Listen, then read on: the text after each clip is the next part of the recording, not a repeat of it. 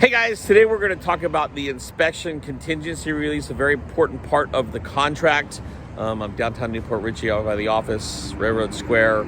So I thought I'd take a moment, step outside of this beautiful day, and let's talk about this very important form. All that's coming up right now with 3 Minutes with Mike.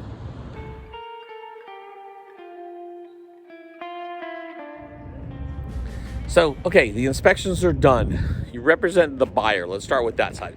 You represent the buyer. The inspections are done. They're requesting some repairs. You need to make sure you use the inspection contingency release. And in this section where it puts the buyer requests repairs, you fully write in those repairs, have the buyer sign, and send it off to the seller. Make sure you do that by 5 p.m. on the last day of the inspection contingency per the contract. Very important. Again, timelines are at 5 p.m. on those.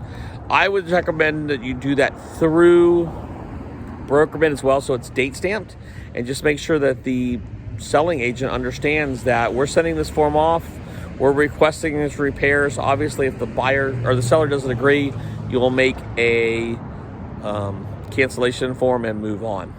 If you represent the seller, it's also very important that you get that form signed from your buyers through the buyer's agent. I'm sorry. So you email the buyer's agent. I'd send that form right on and say, hey, we need to make sure that this is done. And if you don't have it by 5 p.m. on that inspection contingency release date, then guess what? The repairs aren't getting done. But it's very important. Also, buyer and seller sign. That form releases that contingency, so there's no more questions.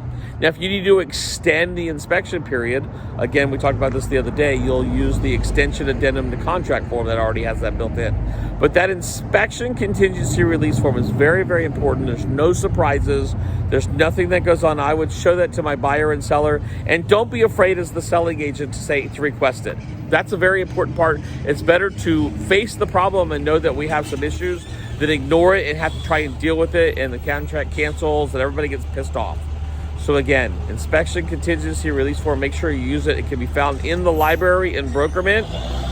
We can also email it to you. If you have any questions, just let me know. This is 2 Minutes with Mike, because that's how long we took today. We'll see you around.